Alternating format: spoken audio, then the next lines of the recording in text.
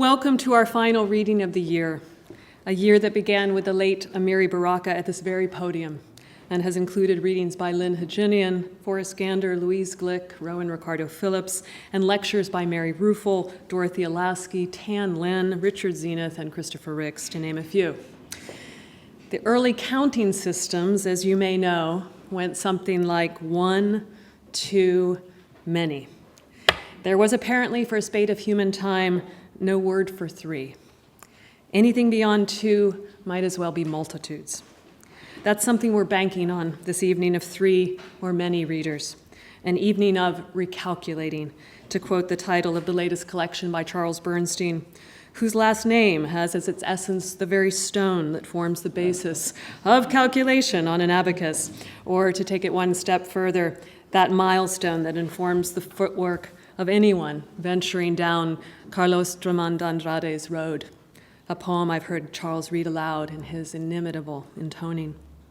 And now I do that thing where I try to group 3 remarkable human beings who have converged here from radically different existences in New York, Providence, and Vienna under a convenient rubric.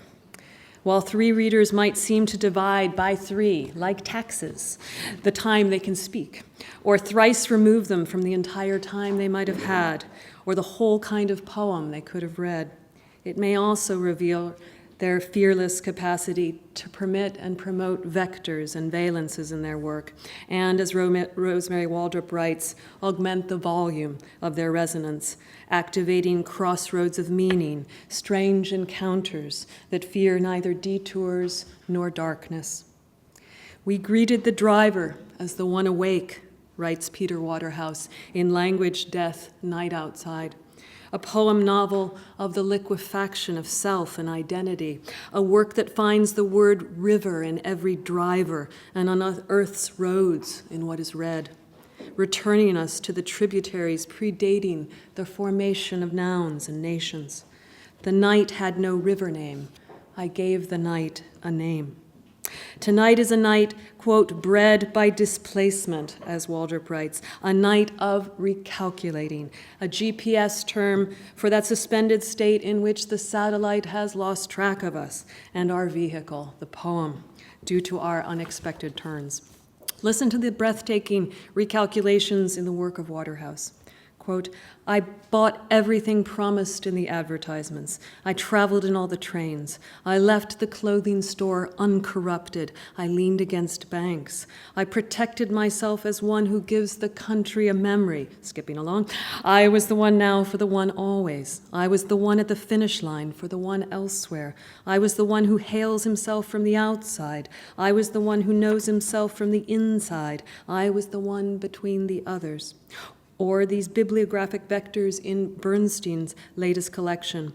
I quote this from Rosmarie Waldrop, he writes, who is citing an embedded reference to Susan Howe, who is alluding to a line of Dickinson, who is echoing Emerson in a way that suggests Jabez, who is paraphrasing a remark of Waldrop's. A history of recalculating, a poet from Germany moving to post-war America, beginning to translate in German, and then, frustrated in that endeavor, 360ing that trajectory and translating some of the most challenging and riveting German poets and others into her new language, English, and becoming one of the most foremost poetic innovators and translators of our era, Rosmarie Waldrop. What is the world doing in such a mouth? Asks one of the poets she has translated, Peter Waterhouse, who is now, in turn, translating her poems back or forward into her native German. Hard to keep track of it, isn't it? Are we here yet? Bernstein asks. Here for a night of radical swerves, please welcome Charles Bernstein, Peter Waterhouse, and Rosmarie Waldrop, who will read in that order or disorder. Thank you.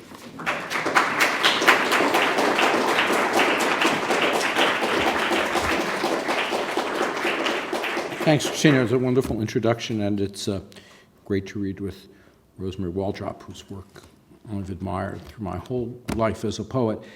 And newer friend of mine, Peter Waterhouse, but the translation that he's done with the Versatorium, of which I'm a part, that has come out, and there are some copies, is one of my favorite books that I've been involved with. And I kind of think it's a sort of better representation of what I want to do than any of the books I published on my own. I needed that company. I'm going to just read a couple of poems from Recalculating, but the opening poem is based on Ferdinand Pessoa's poem from April 1st, 1931, which I've entitled Autopsychographia. Poets are fakers whose faking is so real they even fake the pain they truly feel. And for those of us so well-read, those red pains feel, oh, so swell. Not the poet's double header, but the not of the neither. And so the wheels go whack, ensnaring our logical part in the train wreck called the human heart. And the other poem I'm going to read from this book is called All Set, and it's for Garrett Lansing, at that point at his 75th birthday. And it's great to have Garrett here, and I want to acknowledge how important he has been in my life and what a wonderful companion, great companion, as Robin Blazer might say, for me and for the American poetry that I feel a part of. No matter, say what you will, when the slide comes and it better, or sometimes bitter knots knit their brew against an all-encompassing, recompensating agenda, not all set of burdens, not gravity, like the image of the cat jumping at the image of the canary, only to find the bird has flown the loop in a figure of love wasted on the o'erlasting.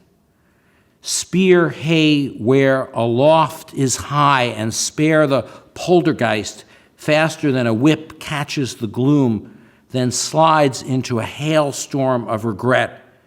You know what I meant, maybe, but not what I mean to say, to intend, to proffer without hope for suppler thought, a stupor a day to drown the gnawing in a sea of bougainvilleas, vines for the marrow of the soul's sartorial passage to points beyond even the imagination's imaginary capacities, like the day the turtle told the teller.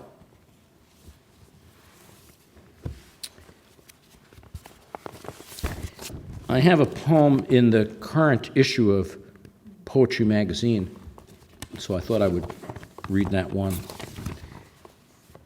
It's called Me and My Pharaoh. Facsimile. Only able to present the facsimile for you here. The original poem is in the library, but not accessible to me.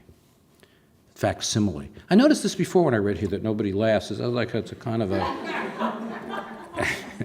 I read Slap Me 5 Clear. It's online. It's like it is a pretty funny poem. It was like a single person laughed for the whole time, maybe in the same room. But I think it makes you better people. That's the key thing. Me and My Pharaoh, facsimile. He awoke, fully charged. You can bring water to a horse, but you can't make it ride. All poetry is conceptual, but some is more conceptual than others. Ambient difficulty leads to poetic license. Poetry has no purpose, and that is not its purpose. You have to get over being over. April is the cruelest month for poetry. And May is not much better, is it? Why write in prose what you could write as easily as poetry? The poem is a crutch that allows us to think with and it. Every poem must have 13 distinct frames, devices, motifs, styles, forms, or concepts. Poetry emasculates prose. The body can't live with it, can't live without it. I want to be understood, just not by you. Last week's weather is worth a pound of salt, just like the lot of wives or the snowy pillars of Danton. There's not a crowd in the sky. Familiarity breeds content. Yesterday's weather is as beyond reach as tomorrow's dreams. The move away from close reading often got drowned in the bathwater, even if we could never find the baby. I wouldn't join a poetic tradition that would recognize me as a member. The wheel needs to be reinvented because we're still stuck. I am for almost new art. Gently used forms, easier on the pocketbook and on the brain. Undergarments not accepted. The only true innovation is God's. Others pay cash. This is a lie, and that's the truth. Better truth in the shade than a lie in the sun. The taste of Madeline ain't what it used to be. Tain't what it used to be. All alone and feeling. Operators are on duty. Call now. As dry as a bubble, as expectant as the dead of night. Without product placement, poetry as we know it cannot survive. Poetry should not be in the service of art any more than religion, ideology, or morality. Poetry should be in the service of nothing, and not even that. If you can identify someone as Gnostic, they are probably not Gnostic enough. For my money. I believe in my disbelief, have faith in my reason. The sacred in a poem is nowhere seen and everywhere felt. There's more to transgression than ritual, but not enough more. There is more to liturgy than doctrine. Once in a blue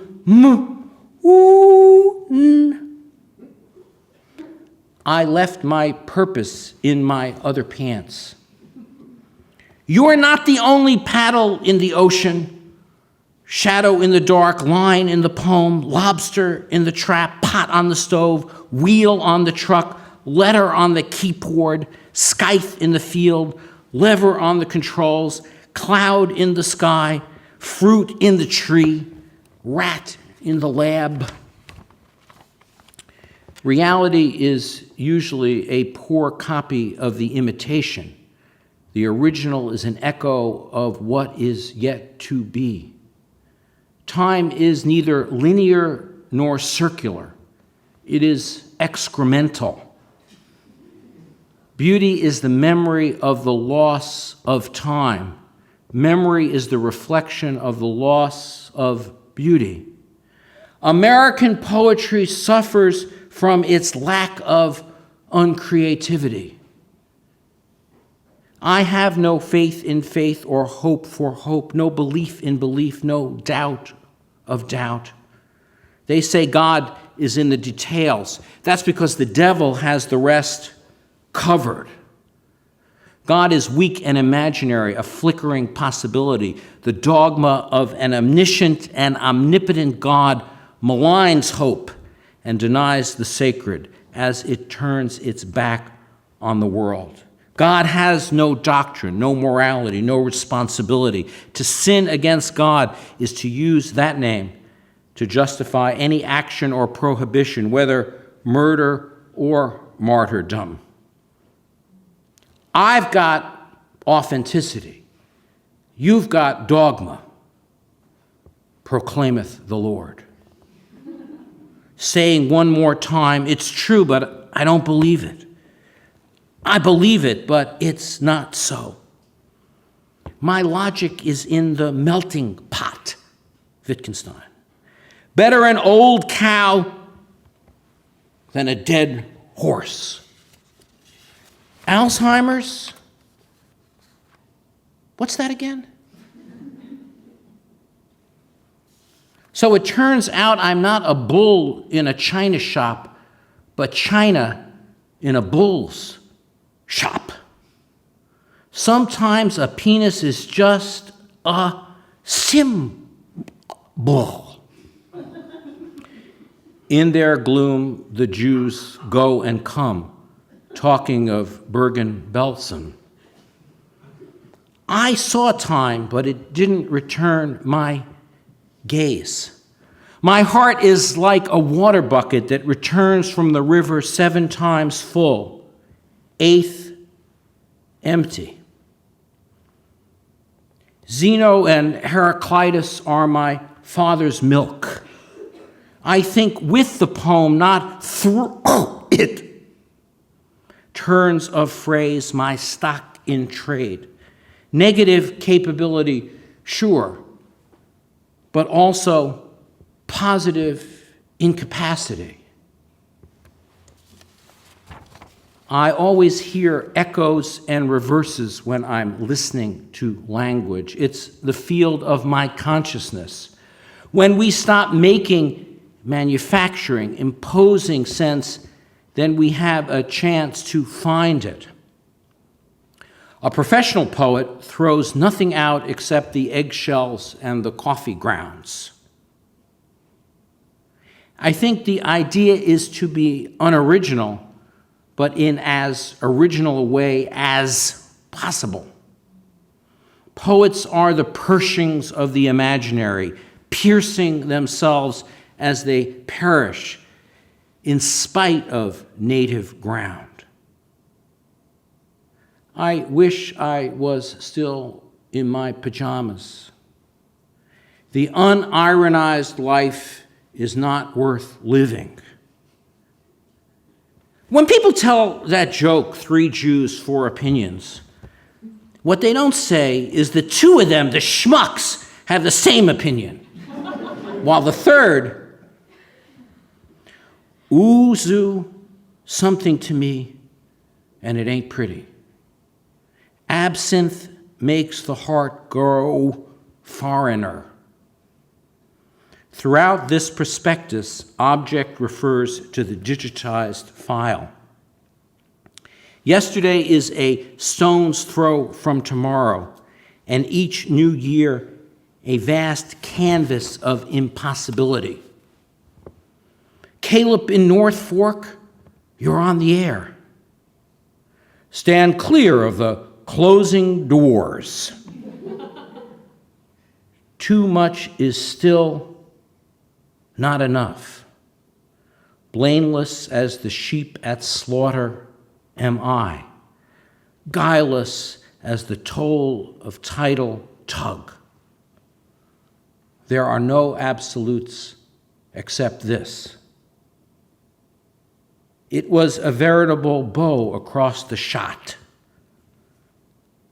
Sacred means saturated with being, Bersenbrugge. So does scared. So does scarred.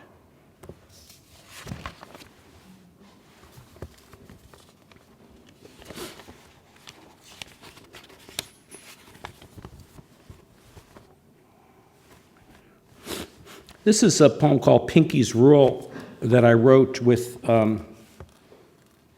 Amy Silman the artist, she made an animated drawing, which you can find on Pen Sound, where she reads the poem and creates a set of images that go with it. It always starts fast and then begins unwinding. A relatively straight shot to the moon in freeze frame, as if you're almost at the point of being nearly ready. Abrupt shift, as in, I'll catch you next time. Wipe that stare off your filmy inconsequence. Give me a rain dance, a walk through the projected parking structure, my indubitable loquacity, the ice machine next to the ice truck. Sunday morning chill. Mellow the way a lemon calls out your name in the dark, only it's saying Alice, and your name is John. Or then it's saying Paolo, but you hear it as hollow. Instrumental that is only in the name I find when the shooting's over and the bed linen's on the line. It comes to this, or it came to that, or I should have listened harder, or I heard too much. Just don't bet the ranch on the chance your horse will come in second. There is no place like a blue pipe on a blunt background. That would be a pony of a different stripe. Heaven doesn't ask and won't tell. Here on the ground, you have to make a lot of guesses, but even the most astute hunch don't change the course of all you've tried to push against. The fuel's not so much finite as tainted. Perception bows to the low person on totem's pole, or forms a filter against chance encounters, meteoric ineptitude, undeniable resemblance.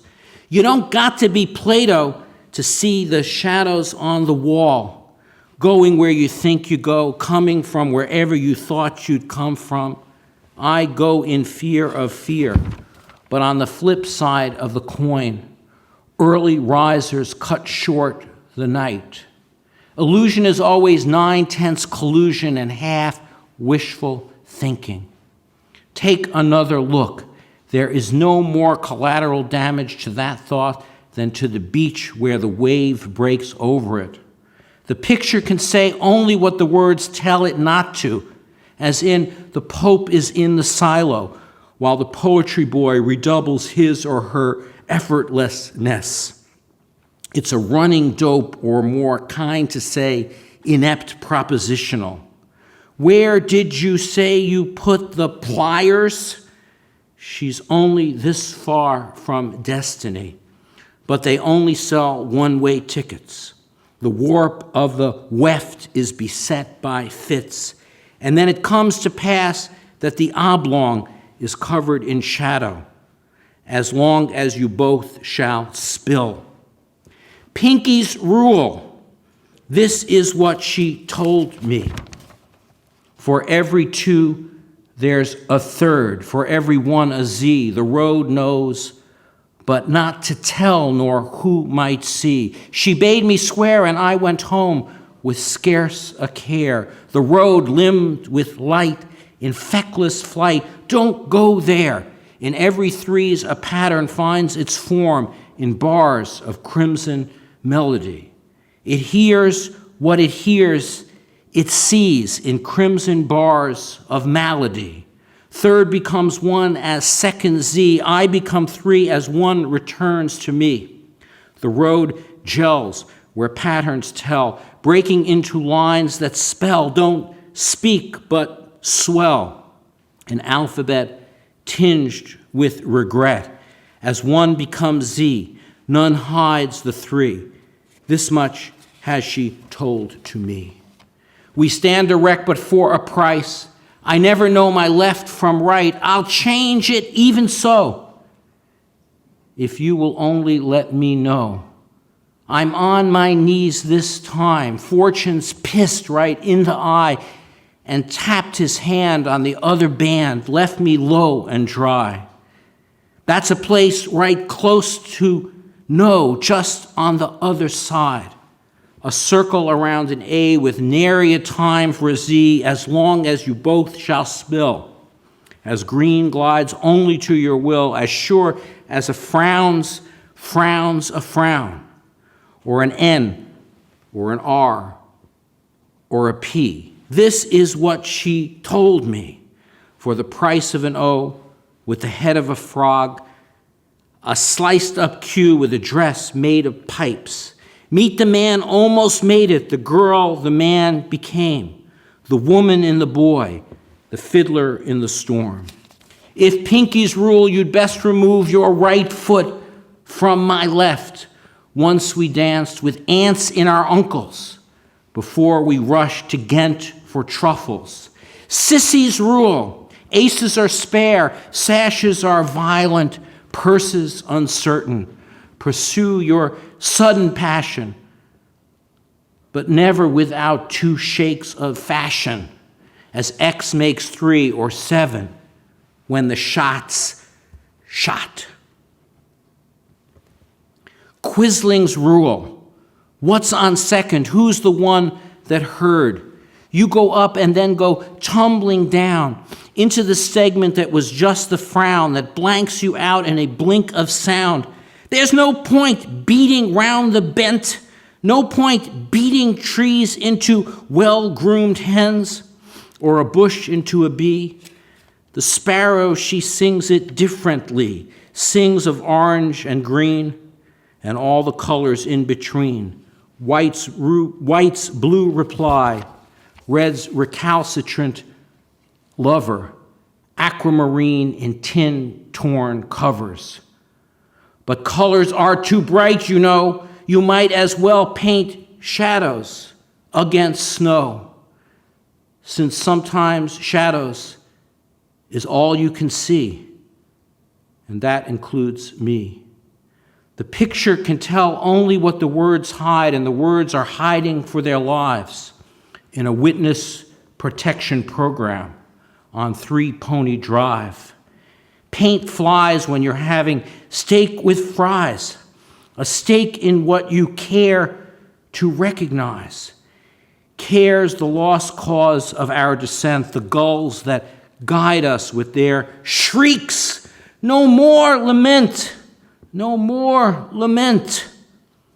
Lullabies hum the tunes we thought up at lunch, the pie in the heavens or the pickle on a paddy wagon. Even the littlest fingers know better than that. Pinkies rule, winsome and lose some, thick gray marks as if of chalk. Amy Silman had a terrific show here at the ICA. I came to give a gallery talk about that. Maybe some of you got to see that show. I'm going to end us with 3 short poems. Drambuie.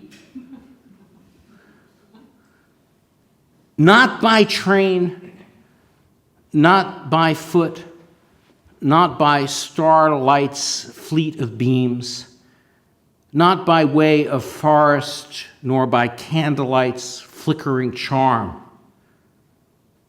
did I come to you or lose you, but by my own wild stumbling. This work is called Song of the Wandering Poet, for my friend Thomas McEvely, who died about a year ago. I must now to the green wood go and make a house of clay and stone, and lay upon the barren floor and weep for what I have no more. There will I make a diadem of broken glass and borrowed hemp, remembering true times I've spent in wasted moments sweetly sent, torn by maelstroms, frail, unkempt.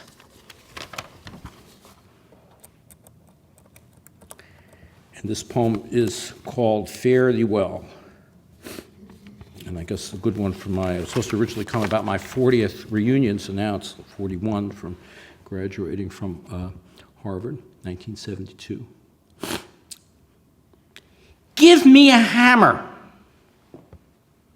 Give me a bell. Listen to the chime. Listen to it spell.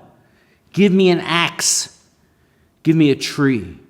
Watch logs catch fire by degree. Bleed a thought till it tells. Secrets of elation hiding in a shell. Find your way, make it swell. Give what you got, not what sells. Before you go, sing me a song. Time's almost over, days been long. No harder road ever will you see than the road you're on, far from me. Give me an axe, give me a tree. Watch logs catch fire by degree. Bleed a thought till it spills. Secrets of regret hiding in a spell. Who knows if we'll meet again? Don't know where, can't say well. Maybe never. Maybe in hell. Fare thee well. Fare thee well. Give me a hammer, give me a bell. Listen to the chimes. Listen to it dwell. Find your way, make it sell. Give all you got till it swells. No harder road ever did I see than the road you're on, so far from me. Do me a favor, sing me a song. Time's almost over. Days been long. I don't know whether we'll meet again. Maybe we will, somewhere in hell. I can't say how, and I don't know when. So fare thee well. Fare thee well.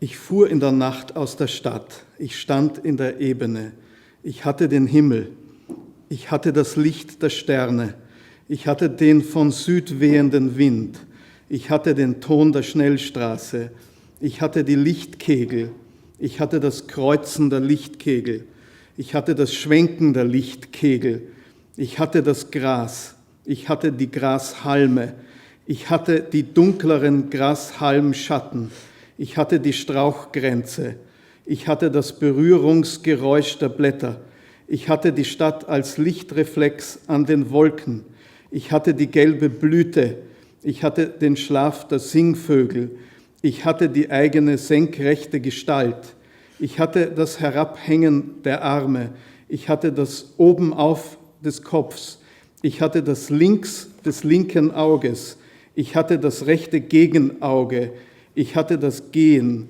ich hatte das Richtungswechseln, ich hatte den Hemdstoff, ich hatte den Hosenstoff, ich hatte das Schuhleder, ich hatte die Fingerenden, ich hatte die hellen Bögen der Fingernägel, ich hatte die Steine auf dem Erdboden, ich hatte die leere Sonnenbahn, ich hatte das Aufschauen, ich hatte das Umherschauen, ich hatte das die Arme ausstrecken, ich hatte den Eulenflug, ich hatte das Augenpaar der Eule, ich hatte den fernen Tierschrei, ich hatte das Flugzeuglicht, ich hatte das Rascheln, ich hatte den Teichgeruch, ich hatte den Blick auf den Teich, ich hatte die glatte Wasserfläche, ich hatte die kurze Windstille, ich hatte das gerade Schilf, ich hatte das Zittern des Schilfs,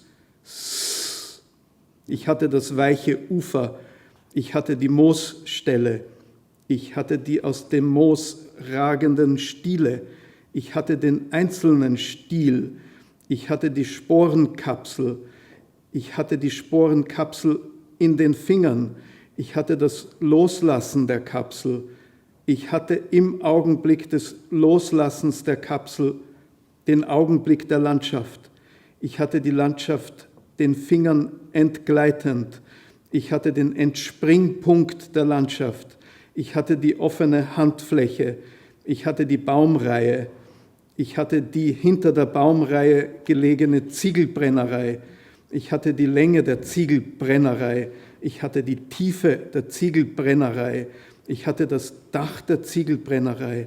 Ich hatte die Dachrinnen der Ziegelbrennerei. Ich hatte das Fensterband der Ziegelbrennerei. Ich hatte den die Ebene durchfahrenden Eisenbahnzug. Ich hatte das Fensterleuchten des Eisenbahnzugs. Ich hatte den Pfiff des Eisenbahnzugs. Ich hatte das Stehenbleiben des Zugs im Bahnhof. Ich hatte den Geruch des Nadelbaums. Ich hatte als Gehender die Bewegung der Nacht. Ich hatte das Sinken des Himmels. Ich hatte das Weiß des Automobils, die Schiffsfarbe. Ich sah mich nah dem weißen Fahrzeug heller werden. Ich sah meine Haut angestrahlt. Ich hatte das Weiß der Nacht. Ich stand bei dem Wagen. Ich öffnete die Fahrertür des Wagens. Ich sah in den blauen Innenraum. Ich sah das blaue Lenkrad. Die leichte Wärme legte sich auf mein Gesicht. Ich stand in der Bewegung der Wärme. Ich schloss die Augen. Ich hatte das Blau. Ich hatte das weiße Automobil. Ich öffnete die Augen. Ich hatte den Übergang. Ich hatte den Wagen. Ich hatte die geöffnete Tür. Ich hatte die Grasnarbe in der Mitte des Fahrwegs. Ich hatte das Himbeergesträuch. Ich hatte die Taubnessel. Ich hatte den Stacheldrahtzaun. Ich hatte die Corona-Splitter entlang des Stacheldrahts. Ich hatte die Neigung der Ebene. Ich hatte das Hängeauslaufen. Ich hatte die Waldgrenze. Ich hatte das Waldgebiet. Ich hatte den Halbkreis der Hügel. Ich hatte das Nicht-Endende. Ich hatte das Kokain. Ich hatte den dunklen Wein. Ich schaute über die Weinfelder. Ich hatte das Schauen über die Weinfelder. Ich hatte die Septembernacht. Ich hatte den schwarzen Sommer. Ich fuhr der Stadt entgegen. Ich war der Autofahrer. Ich hatte das Fahren. Ich hatte die Signale des Rotlichts. Ich hatte im Rückspiegel das Blenden. Das Blenden blieb nicht gleich. Ich legte mich als heiterer Mann zur Ruhe, alterslos, ortlos, namenlos, heillos.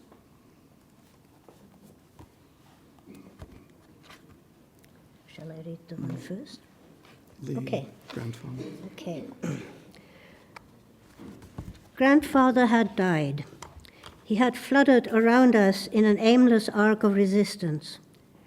I experienced my first death of a loved one.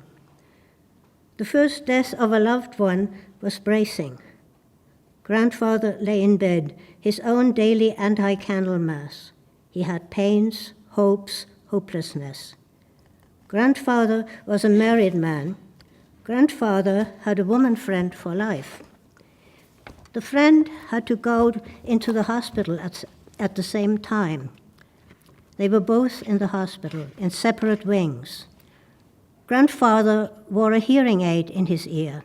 Grandfather had trouble hearing on the phone. The other person on the line had to shout almost. His friend, in throat treatment, spoke very softly into the receiver. Grandfather gathered his many strengths. We drove to the wine bar. Grandfather looked straight ahead from the car. The course of the evening brought agreement. The city answered Grandfather. I was present like a finger on lips. Grandfather went on to whisper to himself. Grandfather went on to paint himself black. Grandfather screwed himself down into himself. In the morning, Grandfather was a memory. Later, the earth smacked its lips. One threw something into the pit. I did not want to do that. I looked with both eyes. The people standing there had 2 arms each. The city, too, had 2 arms. I wondered about that. The grass showed a current passing over it. The morning light hit the wet street. I called the wet street Lightway. I opened doors, like everybody, with my hand, the hand of the house. The intersection broke my thought. A comet came down vertically, lit up my skin. I saw the restaurants glittering. I, the passenger, noticed the dim odometers of the buses. The glass over the odometers were reflecting. The odometer light spilled over the edge of its circular form. The number of kilometers moved in slow time. The rushed bus did not have a rushed needle on the odometer. The noisy city could be noiselessly happy. The leaves on the trees along the street could be faster than the city. I talked to the city. I told it very little. I did not trust it. I loved it. The futile, tender city, assembled in stone, lit as if one incandescent bulb, lighting a cigarette along a match. At midday, the city split into two cities, keeping company. I let the motors aim at my ear. What was loud, I wanted clearer. Around a driver, there need to be knocks, bangs. I said my name. I reached in my pocket for the keys. The keys frayed the material of my pocket. The keys made an opening. The keys jingled as they dropped out. I did not know how to make sure. The room looked out on the backyard. Shadow fell into the room. During heavy rain, islands of plaster fell off the wall. Under the plaster was bright brick. The house had a flat roof. At night, I lay down on the roof. I looked into the night. I very slowly fell asleep. I spent the night in the night. I looked from the table toward the dormer window. It was lit up into the wee hours. Sitting in the dark, I looked at the light in the yard. The moonlight shadowed into hard-edged blue plains, diagonal shadows. The yard had the blue beauty of the moon. Birds slept on the chimneys in the moonlight. I wrote letters to the man living in the attic. I addressed the letters to Duck in Africa. The man living in the attic had carried something heavy up the stairs. His heart had stopped briefly. He was taking a karate class. He greeted me with karate chops, testing me. The writing had stopped in my hand. As requested, I wrote, "Dear Duck." On the reply cards was written, "Kind regards to the writer." We drank wine. The man living in the attic spoke slowly. In his slow speech, I heard the language. On clear days, we lay on the roof. I heard the rhythm of the bus stop. I overheard the buses. In my heedlessness, time contracted. Some afternoons were 8-minute intervals. The sun raced through the sky. The plains had numbers. The continents wrapped around and the planets were mirrored in the sky as if in eyes. I ate my supper on the roof. Cheese, wine, grapes. The house held us cautiously. I soon came to know about the city swaying.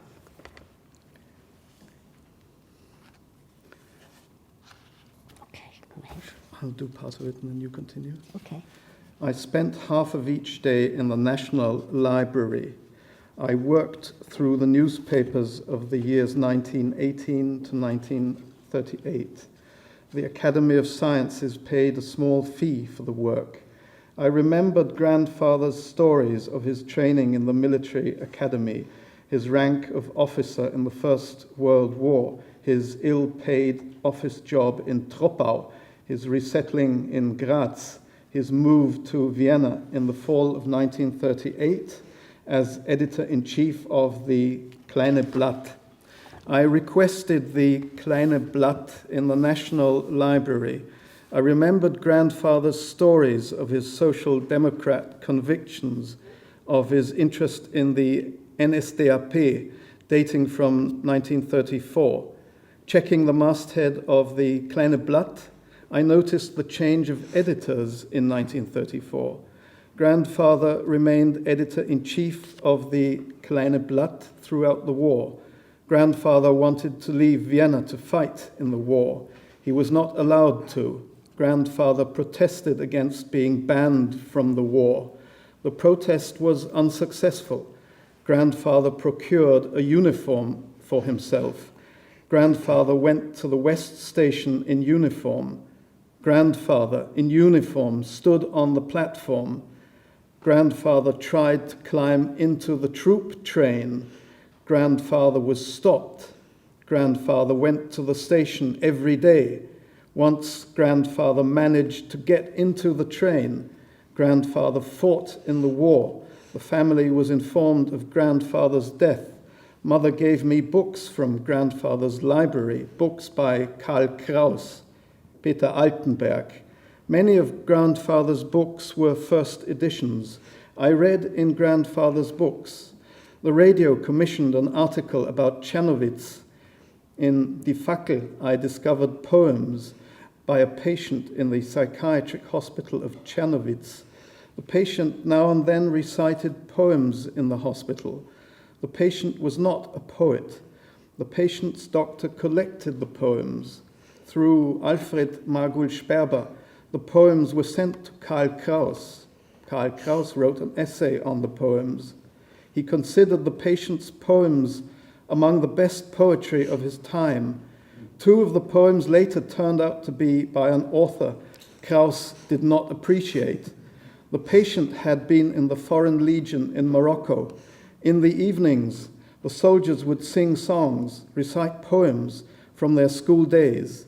In the Czernowitz hospital, the patient wrote down the poems, replacing forgotten words with his own, making mistakes in spelling, mistakes in punctuation. The mistakes produced variants of the poems. Karl Kraus wrote a second essay about the poems. He saw the beauty of the poems produced by their somewhat questionable origin. Would you continue? Okay. I opened Die letzten Tage der Menschheit, The Last Days of Mankind. I found stuck in the book the program for Saturday, 22nd of February 1930, 7:30 p.m. I found in the book the program for Sunday, 23rd February 1930, 7:30 p.m. With the programs were tickets for both nights. The first ticket was for 4th row right, seat 2, middle hall of the concert house. The second ticket was for the same seat. Part of the proceeds of the two evenings went to the family of the late train engineer Janowski. The proceeds of the printed program went to Rote Hilfe. The performance was a reading from Die letzten Tage der Menschheit by Karl Kraus himself. Grandfather had made pencil marks in Die letzten Tage der Menschheit. The marks guided my eyes. I read the sentences on taking part in the war. You do the Optimist? Optimist, you perhaps want to deny the enthusiasm with which our brave soldiers go to the battlefield and the pride with which the stay-at-homes look at them. Grumbler, certainly not, only to claim that the brave soldiers would rather trade places with the proud onlookers than the proud onlookers would with the soldiers. Act 1, Scene 29. Optimist, this I can claim in good conscience. Since war has been declared, I have not found any young man who was still here in Vienna or, if still here, was not feverishly impatient to leave. But of course there must be exceptions. For example, literature. The fatherland does not only need soldiers. Grumbler, but also poets to give them the courage they don't have on their own. Act 2, Scene 10. And workers eligible for the draft who, after offenses punishable by law, are identified as ringleaders must not be reintegrated into their firm after having stood trial and served time, but must be handed over to the firm's military manager to the nearest district headquarters to be assigned to the relevant troops. The Optimist is speechless. Grumbler, you seem stunned. I see that men who long for the benefit of going to the front are instead sent to the front as punishment. Optimist, yes, even as increased punishment. Grumbler, yes, the fatherland regards the chance to die for the fatherland as a punishment, and the most severe. And so you have to go on dying for something you call honor or Bukovina, and without knowing what it is. The end. In the epilogue, a dying soldier's poem was marked with several lines by the grandfather. The scene was a battlefield, craters, clouds of smoke, starless night, the horizon a sea of flames, corpses, dying men, women with gas masks. The soldier screamed, "Captain, you are out of your mind to make this stand. Fire has consumed my heart. I'm dying for no fatherland." Maybe we should go to the poem. So this was Language, Death, Night, Outside, or Sprache, Tod, Nacht, Außen. I wrote that book as a very young man. yes. And actually we want to read a couple poems that are even earlier Even earlier. than this book.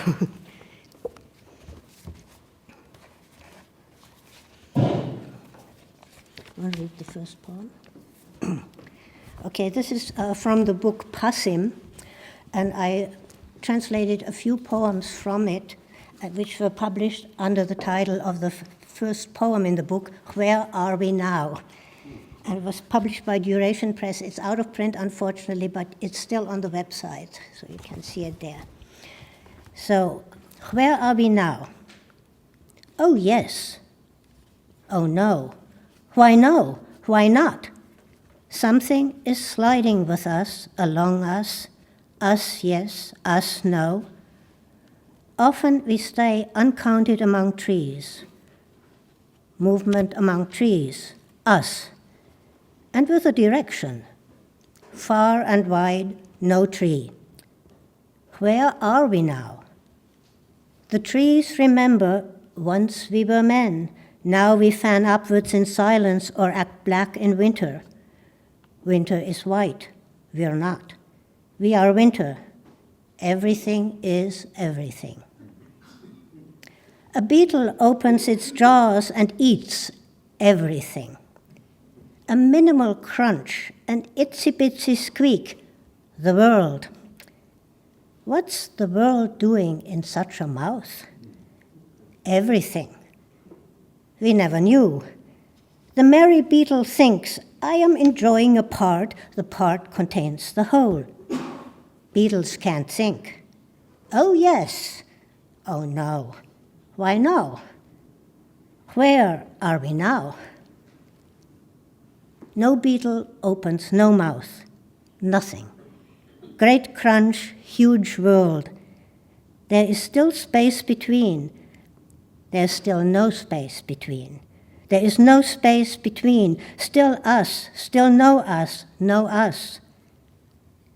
Loving conversations are possible. The dialogue goes. Where are you? Where are you? Where are you now? Tree. Tree. Still. Still not. Not. There is a ruckus around language. I'd like to read a poem which was translated by Ian Galbraith. It's a short poem. I'll read it in both languages.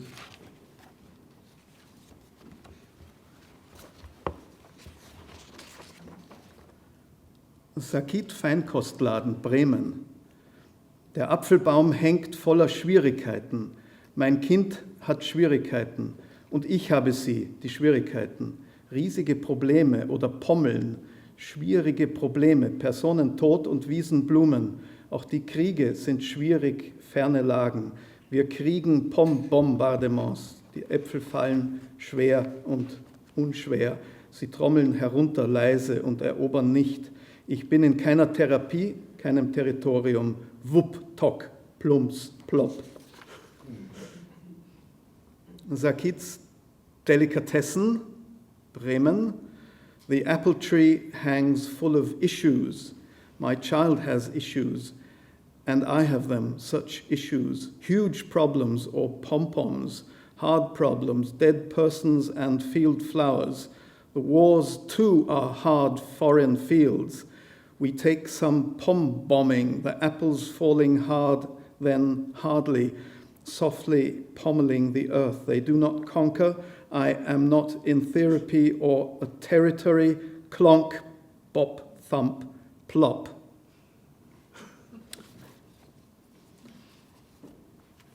I'd like, if this is not too long, getting too long, I'd like to try and read one of your translations in English.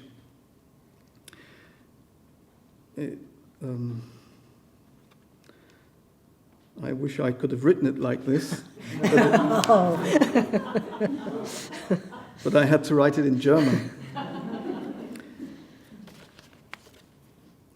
And it's going to be quite difficult to read. The Widening of History, die Erweiterung der Geschichte, the Widening of History. Today, language is called no one. Hesitation spreads widely, wide the world. In our silence, narrow fruit is called happy fruit garden. Some forms of stillness taste sour in summer. The name of sourness plucked too soon. The year turns sweet with our hesitation. Could turn sweet is called the course of history. Oh, how beautiful to push speechlessly summer toward fall. How to go on pushing, who pushes us? Someone says, night pushes us towards day. Alas, days also push. The movement will soon be called fall. Sweet signs descend vertically. We take a bite. At this moment, sweet history takes a speechless step. The step is called no step. We agree on context and hesitantly name it garden. Outside, we are silent. The inside is called quiet worm in apple night. We wait. We wait for the worm. Thereafter the garden is called field, woods, valley, world. The worm stay in the center. The waiting man thinks this could turn into a widening of history. On the day of narrow thoughts, we change unobtrusively. Soon we turn into the mobility of woods, the oppressiveness in the beetle's landscape, the other fish near the fish, how quickly we turn into fish, unexpected. The system of change is not only fish are fish, or not only the world is the world. We are the second haying, second breathing birds, second patient cats. We welcome friends with the words, hello, third haying, hello, third red cat of the world. Question, world before or world after the change? Answer, we are still changing. Hay, hay, cat, cat, world, world. In the nick of time, light, night, great answer of landscape. We are almost without light, almost without night, almost without the great tongue, tongue, hey, tongue, cat, tongue, bird of the world, no good, nothing doing. We remained restrained and microscopic in the nick of time. We push grass into grass, okay. We push blackbird into blackbird, okay. World into world, okay. In the end, we are left. Everything happened unobtrusively. Fish swim unobtrusively as fish. Who has changed? Beetles, birds, night, grass, world. Beetles, birds, night, grass, world. Unobtrusive. Interesting word, unobtrusive. Doesn't exist in German, of course, this kind of word. Thank you.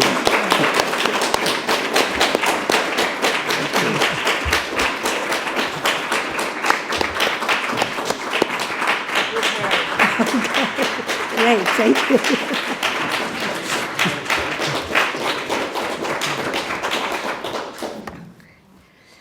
now I'll wind this up with a fairly recent sequence of prose poems. The title is In Pieces, and it's an homage to Robert Creeley, and starts with an epigraph from him. So, in pieces. Words are pleasures, all words. Robert Creeley. Natural. So not real like thought or possibility. The pattern of my reading, beginning with there was, moves into the present. Like lifting a hand, unsure whether to imitate duration or mimic passage. As long as form is never less than activity, it's not how the cookie crumbles, but simply that it falls apart. Happenstance, a hat, a window, whirling leaves. Why not trust the rest will follow? In the dream, I could not see you because you thought you were hanging from a trapeze. Tone deep. No sound is less than a sound or more, but music keeps us from hearing each one by itself, says John Cage. It is a pity. No mother tongue unless a mother, or many books demanding we enter their superb monotony. What tongue would not allow us to say you in the deep sense, intimate? Years of melancholy, errors in pronunciation, something in the middle slows down. So many times a day, I do not speak any language.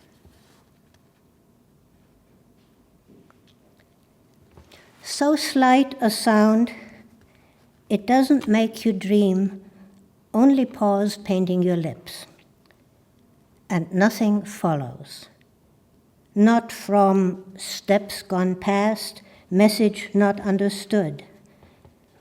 A fearful clarity dissolves whatever you thought you knew. House set back from the street. Open windows let the clouds enter. The brain complicates matters. Tell me, tell me. Plugs and sockets. No recipe for poetry or sex, just water. In panic, you invent the crawl and hope for 9 lives. Wives? What if your rhythm doesn't match any language? Runs down before reaching the knot in the wave. The hand is quicker than the eye, but space twists. The sun sets in the middle of a word. Then we don't know what's up or down. Encounter. What could I think to say in local gestures? Slow into form and cannot catch the next. A zoo in the middle of a sentence? Sponge, antenna, wall, bomb? This time of life to learn to talk to you? To sit down a square character? To believe with words? Widening rings in the water, or else clouds in the sky.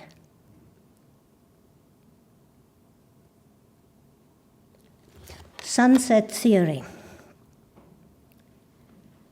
To feel an idea is difficult and rare. A private fluency of figment and frontier, a splinter in the sky. Let's not get sentimentic. The word reality is a word. Atoms are unpredictable. a warp in a continuous field, a gamble against the powers of disorder. But grammar can unpack a sentence it has taken you so long to understate. What open window? What thin, penetrating light?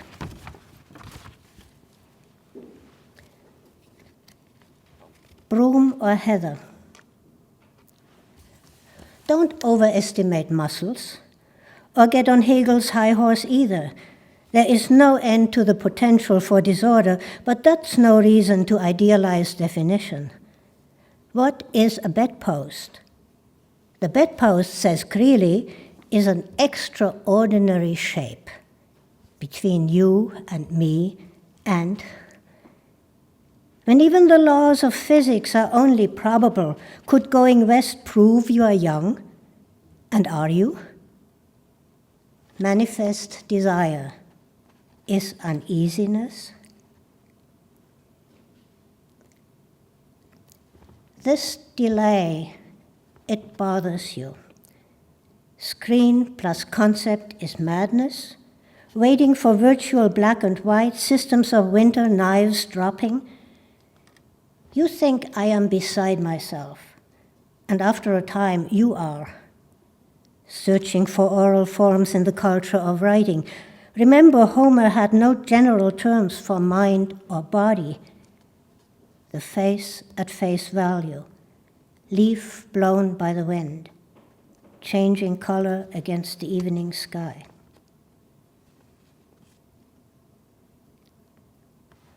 Perseverance. Not going anywhere. The overlapping of successive perceptions in the cortex, texture of same and long, or a kind of seeing wide enough to include being, power, knowledge, will. Hips at a tilt.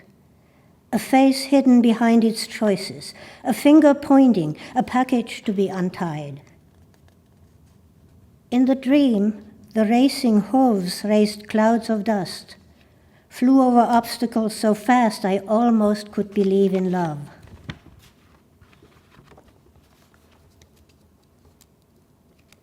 Undivided attenuation. Everything inside everything. A sparrow, a scarecrow, a snowman. In the mind, in time, in providence, in search of. There are no more secrets, but I too have my center of gravity. And the voice that I encounter may feel like something's passage through local air, wintry, clear. Simple nature. Can it be found? Not here. No small local containments. Galactic spin, wormholes and bridges, clotted cosmic cream. Large fields of indistinguishable details, peculiar motions in the brain. Don't ignore the whirling leaves. Where did I put my keys? Dark matter passes through us, swallowing what little light. Amazed, we are still talking, still learning to. And we thought it was later. Any single thing is so complicated we can only give it a little shove with the knee. The cry of the gulls, the line between water and grammar, horizon and interpretation, between two blues, field of error. My gestures not my own, desire not a color, and the sound of the sea. Listen.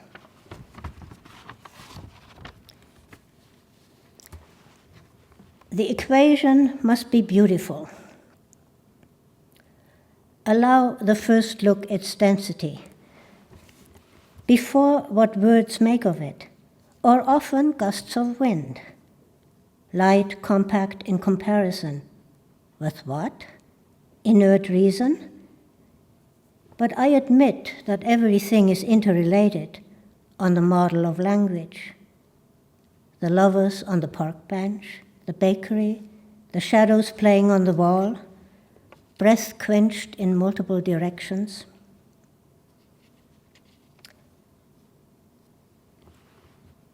Preconceptions without delay.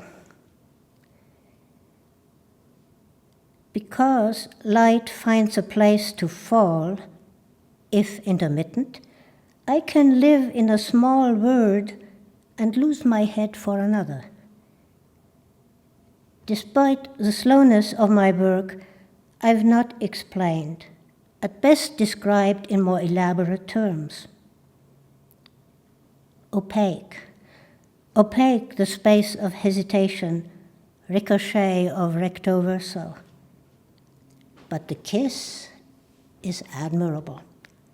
Simple syntax, easy tail. Mouth undone at the lips. The problem with pronouns. All the bodies, one by one, the measure, says Robert Creeley. Composite, containing simples, as surely as words are pleasure.